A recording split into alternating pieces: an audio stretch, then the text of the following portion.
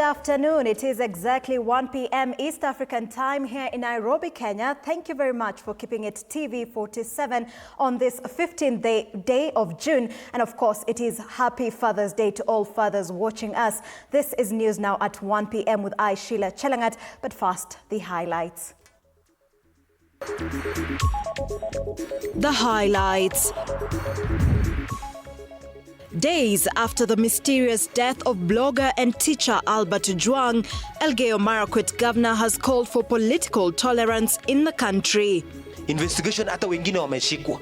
Na bado hapa tunaweka siasa ya pesa nane. The State Department for Mining has opened new offices in West Pokot County to curb the increased unlicensed mining activities in the region. Formally inaugurating an office with officers which will be handling issues mining.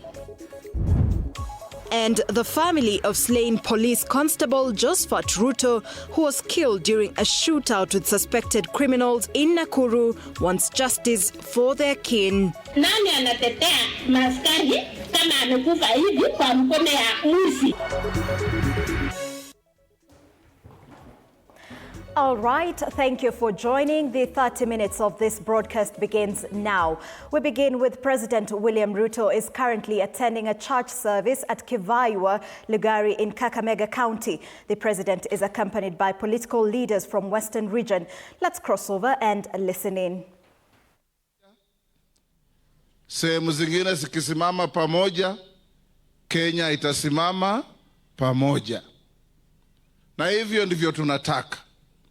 Kwa sababu sisi kama viongozi lazima kila mahali tumuige mfano wa rais wetu. Mheshimiwa Rais, unakumbuka baada ya kuchaguliwa, hata kabla ya kuapishwa ofisi, mahali pa kutembelea kwanza ilikuwa ni kuja mkoa huu. Ulikuja Bungoma kwa maombi kabla kuapishwa. Tukaomba Mungu akupe hekima, akupe afya mzuri na uendelee kuleta nchi yetu pamoja. Wakati ule baada ya kura tulikuwa na taharuki hapa na pale. Kawaida kura ikiisha kila mtu anasema maneno yake. Lakini wewe umetembea Kenya mzima. There is no president who has gone the length and breadth of Kenya than President William Samoei Ruto. Na hizo safari ni za kuleta watu pamoja. Ukienda Ikulu kuna delegation, kama si wabunge wa hapa Western, kuna wabunge wa Eastern, kuna wabunge wa Mlima Kenya, kuna wabunge wa Pwani, kuna wabunge wa Northeastern, kuna wabunge wa Nyanza, kuna wabunge wanaenda kutoka kila mahali. Yeye kuwasikiza, kwa sababu hiyo ndio kazi ya kiongozi, na kutatua matatizo inayokumba nchi yetu. That is what leadership is all about. Na sisi tunataka kukuunga mkono kwa sababu peace in our country is not an option. Kupendana in our country is not an option. Tunataka kuona Wakenya kila mahali. And you have taken the lead. Where it requires condemnation and action, you have done so. Where it requires accolades and congratulations, you have done so. Na Wakenya tunatembea pamoja. Tukiungana, tukijua nchi yetu inatuhitaji sisi. That was National Assembly Speaker Moses Wetangula. More of that story in our subsequent bulletin at 7 p.m. and 9 p.m. Now, moving on, days after the mysterious death of blogger and teacher Albert Ojwang, Elgeyo Marakwet Governor Wesley Rotich has called for political tolerance in the country. Speaking during a burial ceremony in Rio Baringo Central constituency, Wesley said some politicians have used the murder of Albert to gain political mileage and to divide Kenyans on tribal lines. The Independent Policing Oversight Authority is currently investigating the matter. The testimony from CHF. Hata umeona juzi kulikuwa na jambo ilifanyika kwa Ojwang. Askari wako wanafanya investigation. Kuna mtu anaamka kwenda kuchoma magari ya Wakenya, innocent people. Unapeleka vijana waende wapige watu. Unapeleka vijana waende wapige polisi. Na polisi tayari wameanza investigation. IAU ile ya polisi imeanza. Ile DCI imeanza investigation. Ile haipoa investigation, hata wengine wameshikwa. Na bado hapa tunaweka siasa ya pesa 8 mpaka hata mtu mwingine analaumu Kalenjin community as a whole. Mtu mwenye ako riwa hapa anajua hata what is going on. Usichokusi nji, wacha watu wetu wakae kwa amani. Tushike nchi pamoja, twende pamoja. Hii mambo juzi ilitokezea ni usito sana, na tulisema hata tukiwa bungeni kwamba tupatie nafasi wale ambao wanahusika kuchunguza. All right, still on the same breath, residents of Kasarani constituency have urged the Deputy Inspector General of Police, Eliud Lagat, to resign and allow for investigations to take place. Led by Kasarani Member of Parliament Ronald Karauri, the residents affirmed that the government should rekindle their relationship with citizens owing to the loss in faith. He also mentioned that failure to do so, the country will totally be lost. Ni kitu ya maana sana.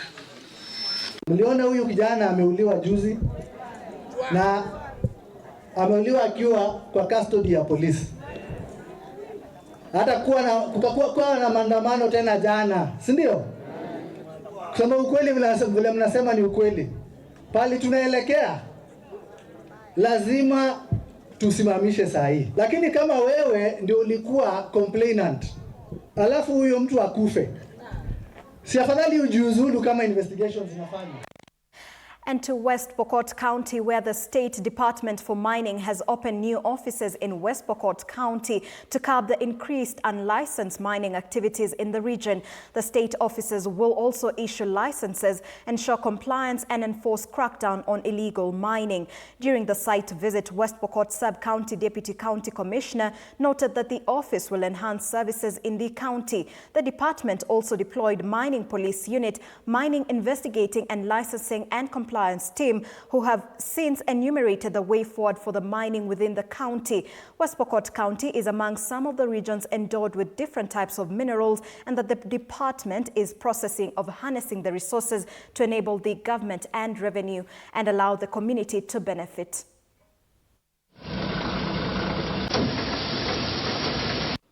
Things will not be as usual. We are beginning afresh with issues mining in the county. Today, our secretary is formally inaugurating an office with officers which will be handling issues mining in our county. I have a team from the State Department for Mining who have come to inaugurate the county mining office. Previously, we used to call it the Regional Mining Office. Going forward, we have now changed the name to County Mining Office because the State Department has realized that we cannot serve people better by having county mining officers based at the counties so that we can serve the people of Kenya well. We want the people of praise also to support our people when they are doing public sensitization and the crackdown. Elsewhere, a section of leaders from the Orange Democratic Party are now accusing President William Ruto's administration for failing to meet the demands of the political pact signed between ODM and the ruling UDA party in March this year, which majorly focused on ending violation of human rights as well as demanding for economic reprieve in the country. Speaking in Vihiga during the burial ceremony of Mama Catherine Kivai, spouse to Vihiga MP Ernest Kagesi, ODM Secretary General Edwin Sifuna has stated that the pact, which is anchored on a 10-point agenda, is as well as dead, following what he terms as continued gross violation of human rights in the country, including abduction and extrajudicial killings. Additionally, ODM Deputy Party Leader and Vihiga Senator Godfrey Osotsi has called for the immediate resignation of Deputy Inspector General of Police Eliud Lagat, terming his continued stay as a hindrance to a free and fair probe into the death of teacher Albert Ojwang. Mahali tumefika Kenya hii, hakuna haja ya maneno tena. Mahali tumefika Kenya hii, we want action, we don't want words. Na nataka niseme, for me, ukiniuliza kama Sifuna, ule mkataba tuliandika na UDA is of no use as I speak today. Haina kazi hiyo mkataba. Kwa sababu inawezekanaje tunaandikishana tuseme hamtaua vijana. Kijana anachukuliwa kutoka kwao, anapelekwa mpaka Nairobi, anawao kwa sel. Juzi tumeona wengine wawili wamechukuliwa Elgeyo Marakwet. Wamepigwa, wamekatwa mikono, wamerushwa kule Nakuru. Mwingine amekufa kwenye police station ya Katitu hapa juzi. Na ndio maana nasema hiyo mkataba haina maana. Mahali imefika, it doesn't matter what else Ruto does. It doesn't matter what else he does. That agreement is dead. It is dead. The only way you can breathe life into that agreement ni urudishe uhai wa Albert na vijana wengine ambao wameuawa hapo mbele. Hatutashinda kila siku kuongea. Jambo la mwisho. Please. Niendelee. The Kenya Roads Board has come up with a new model to fast-track road development across the country. For years, Kenya's roads have been plagued by delayed payments and unfinished projects, threatening not just infrastructure delivery, but also credibility of the system itself. Kenya Roads Board, as of December 2024, over 175 billion shillings in verified pending bills were owed to the contractors. This is money for roads already built or half complete, yet contractors who delivered them have waited for years to be paid. In face of the crisis, the KRB has adopted a bold strategy: securitization. This model allows the board to raise funds from the road maintenance levy for the next 10 years. This move will unlock future revenue without increasing levies.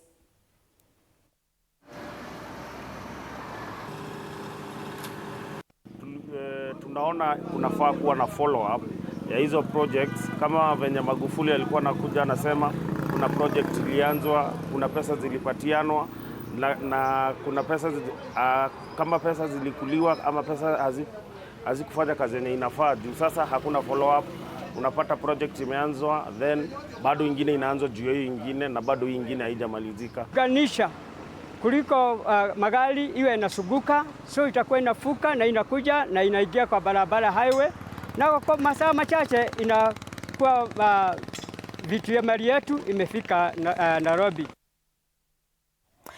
And a police constable, Josephat Ruto, who was killed on June 2nd during a shootout with suspected criminals in Freehold area Nakuru, has been laid to rest at his home in Ngoina Road, Kericho County. Emotions ran high during the burial ceremony as family, friends and colleagues paid their last respects. His mother, Nancy Kosiko, appealed for justice, urging relevant authorities to expedite investigations into the tragic accident. She further called on the Independent Policing Oversight Authority (IPOA) to ensure transparency and accountability in the process, emphasizing the need for swift action and oversight within the police service.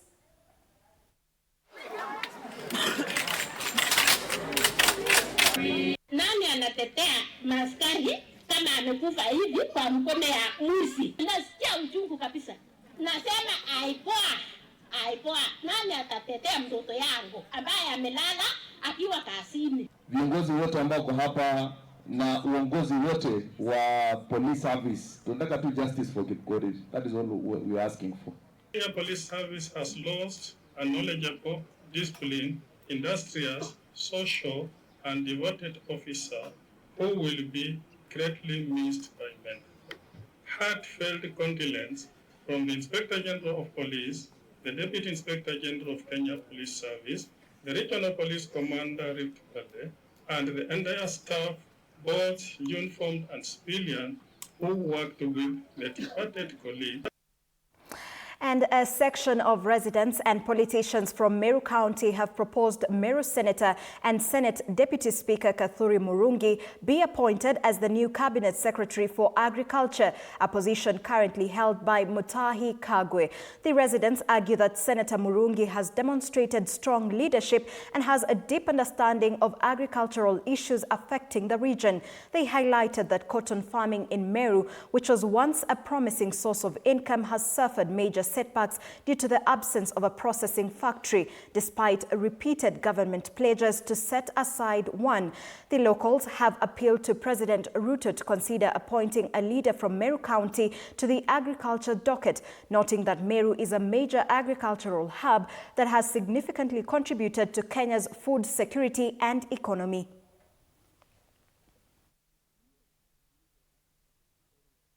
Hivyo tumeona Kadhuri Moronge ndiye anafaa kupatiwa kiti ya waziri, na tunaomba rais ikiwezekana mpatie waziri wa kilimo. Mheshimiwa Rais, tupatie Kadhuri Moronge akiwa waziri wa kilimo kwa sababu ako na experience kuliko viongozi wengine, na anajua Nairobi na anaelewa Meru, anaelewa mashinda ya miraa, mashinda ya kahawa, maneno ya viazi, ya kila kitu, majani chai. Awachane na kiti ya seneta kwa miaka mitatu sasa, achukue apewe kiti ya waziri wa ukulima. Mmea wa pamba mahali tunapakana na Isiolo ama mahali pakavu unafanya vizuri sana, na tunamkumbusha pia Ministry ya Trade walikuja wakatuita mkutano kama ma-cooperatives ya pamba, tukatengeneza union, wakatuahidi kwamba wanatuletea jinari. Saizi hatujui imefikia wapi, maana hatuna mwakilishi kule na hakuna mtu mwingine anayejua mmea zaidi ya senator wetu Kadhuri Moronge. All right, and to matters education. In an effort aimed at enhancing digital learning in schools, stakeholders have continued to join hands to better education in the country. The Java Foundation and Craft Silicon Foundation have now signed a memorandum of understanding, formalizing a partnership that aims at addressing hunger and lack of access to digital education. Under the agreement, the Java Foundation will provide daily school meals to learners enrolled in Craft Silicon Foundation's ICT training programs. Java House Group CEO Priscilla Gathungu has emphasized on the purpose behind the partnership during the MOU signing event, saying that the initiative also aims to remove barriers to effective education. Her sentiments were echoed by Craft Silicon Foundation CEO Priya Buddhabati. We support the children here in partnership with Food for Education with the meals that they get every day. Today we've brought another partner of ours, Craft Silicon, and we've brought them on board because they have the unique proposition of helping our school and our children with computer literacy and digital literacy. So we are feeding the future, but not only are we doing that, but we are also equipping our children with the skills that they will need to be competitive. Just within Kenya in 15 years, we have educated 78,000 students, where we have not just given them the basic education, but we have also given them business leadership skills, communication skills. We prepare the students for a level where they're able to interview and look for their own jobs and start up their own businesses. It's such a privilege to be here partnering with Java Foundation. Food is equally important. A very healthy meal is important before you can even concentrate in education. Basically, we want to appreciate the partnership that we have with the Craft Silicon and Java. You have taken an initiative of feeding our learners, and it is one of the key things that we look at as a ministry, because you cannot be able to teach hungry learners. They have to be fed well, they have to sleep well before they come to school and have that concentration. Elsewhere, a group of concerned stakeholders has made great progress in the fight against drug abuse vices by involving the youth in the recently developed cricket games here in Nairobi, as data shows that many young Kenyans have engaged in substance and drug addiction. Cricket educates young people on preventing drug usage and valuing marriage and relationships. The youth-focused Lipakalike's Foundation, in partnership with Quickmart Supermarket, emphasizes on helping young people who are battling with substance misuse and helping addicts get back on their feet. At this weekend's weekly draw, Mike Mararo spoke on behalf of Lipalike's CEO, Nick Mararo, and urged Kenyans to support the Cricket project in an attempt to protect youth from atrocities associated with alcohol.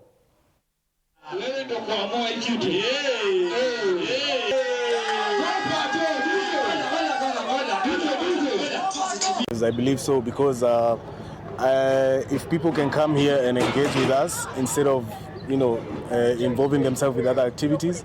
It's something that is changing and involves a lot of people as well.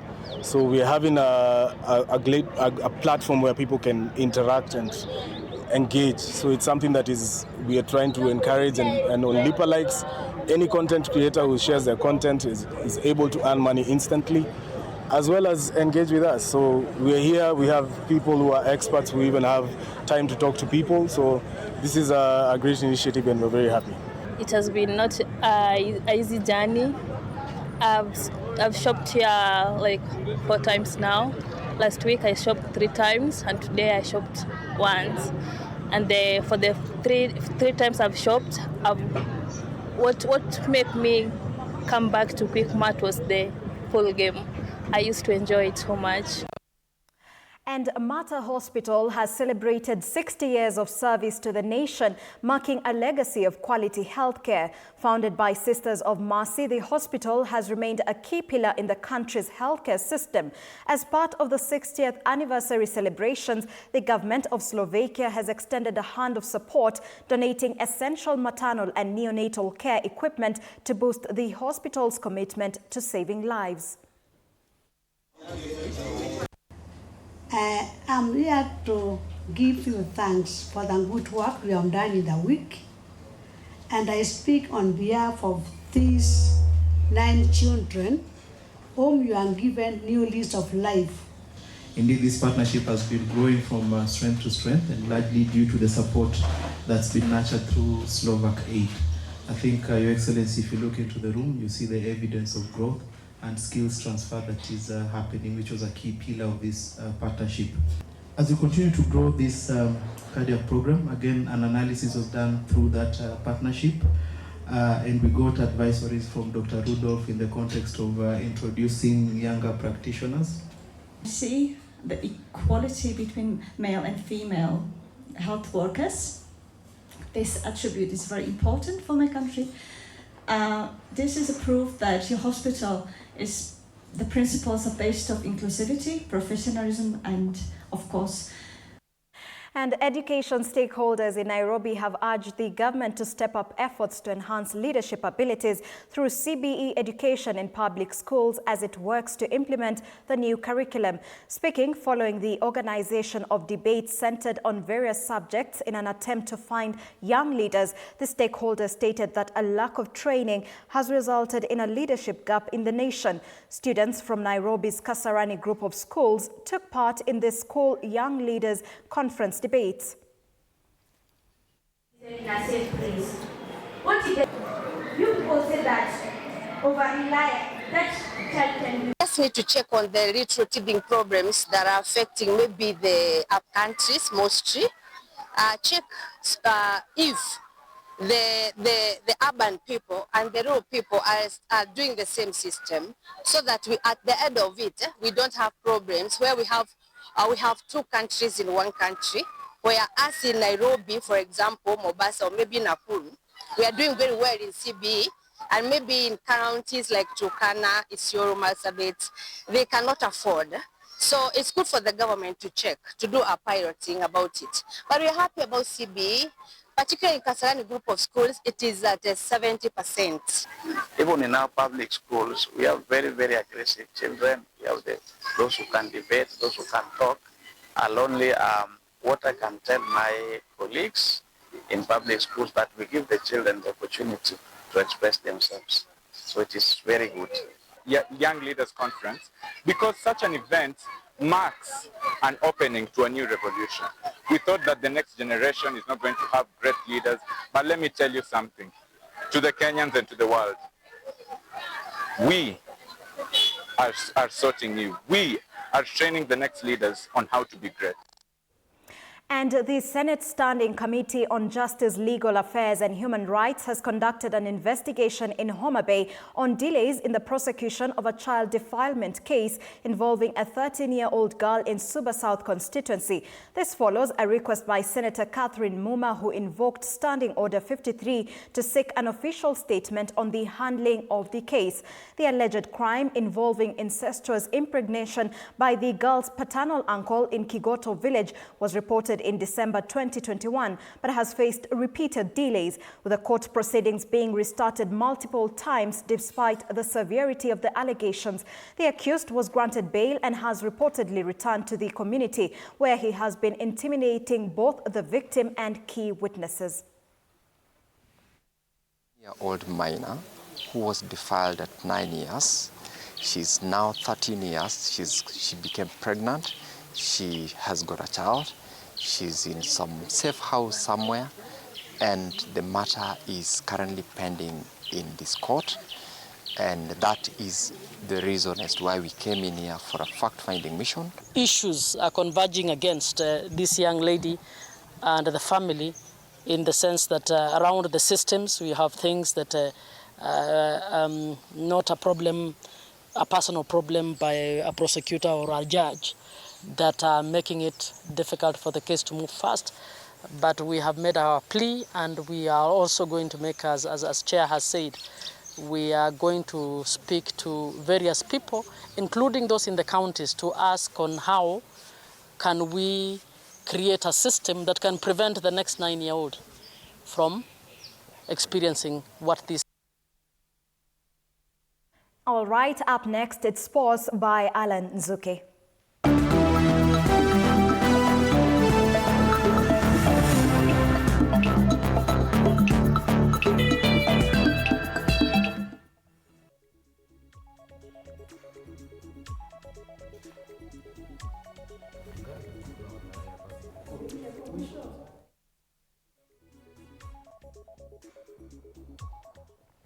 Thank you very much, Sheilar Chelangat, for that. My name is Alan Zuki, and I'm here to take you through what's making headlines in the world of sport. Now, to start us off, the national women's soccer team, Harambee Starlets, will kickstart the Sekafa Women's Championship later today at 4 p.m. with a mouth-watering encounter against Burundi at the Azam Complex in Tanzania. The match, initially scheduled for Saturday evening, was postponed due to logistical reasons. Burundi will be keen on securing their second win of the tournament after securing a vital 1-0 win over Uganda Crescent Cranes. On the other hand, Baldin Odemba's side are winless in their last 3 matches and are coming off a 5-1 thrashing from Giants Morocco, and will be hoping to turn the tide around by securing all 3 points. Imekuwa poa sana, tuko well prepared kuface hizo game, ziko game za Sekafa. Naweza sema I'm very proud of myself. Training imekuwa poa, kila mtu amejipush na mimi na feel kila mtu ako ready because hii tizi tumekuwa nayo ya mwisho, kila mtu amejisukuma na feel tuko sawa na tuko ready for the tournament. Now, on to some exciting news in the Football Kenya Federation Premier League, whereby National Premier League side Kenya Police could write their names in the history books today with the win over rivals Shabana in what is expected to be an enticing encounter played at the Kenyatta Stadium in Machakos. A win for the law enforcers would mean a first league title for them, while defending champions Gor Mahia hope to keep their title hopes alive as they travel to the Ulinzi complex to take on the Ulinzi Stars. In other fixtures, Tusker host Kariobangi Sharks at Ruaraka grounds. AFC Leopards take on Talanta at the Dandora Stadium as Homeboys travel to Thika Stadium for a date with Bidco United.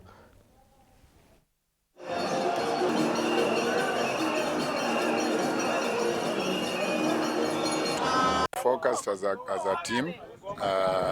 We know we've not been getting our last match we drew.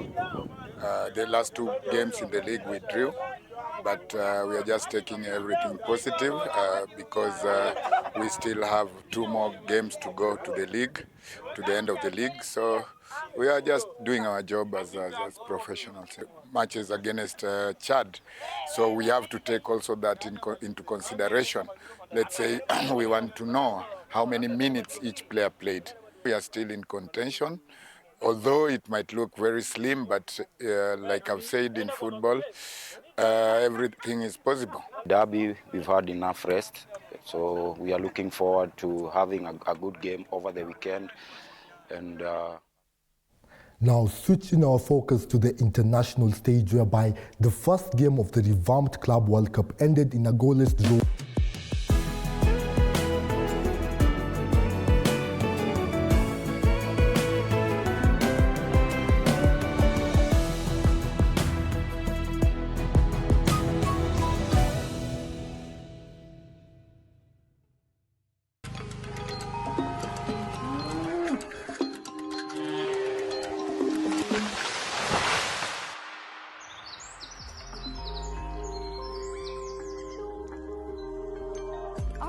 is changing every day, and so should we, for the better. Each week, we tackle the big why, the question that should be on everyone's minds. Why isn't this fixed yet? Deforestation, global warming, and the adverse effects of climate change. The future isn't just something that we inherit, it's something that we create. Join us on The Green Fix as we tell the stories of those who refuse to give up.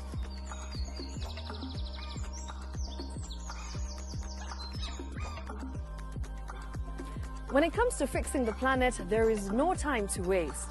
Join me, Shiksha Arora, on Thursdays at 9 p.m. on The Green Fix as we look into the big why.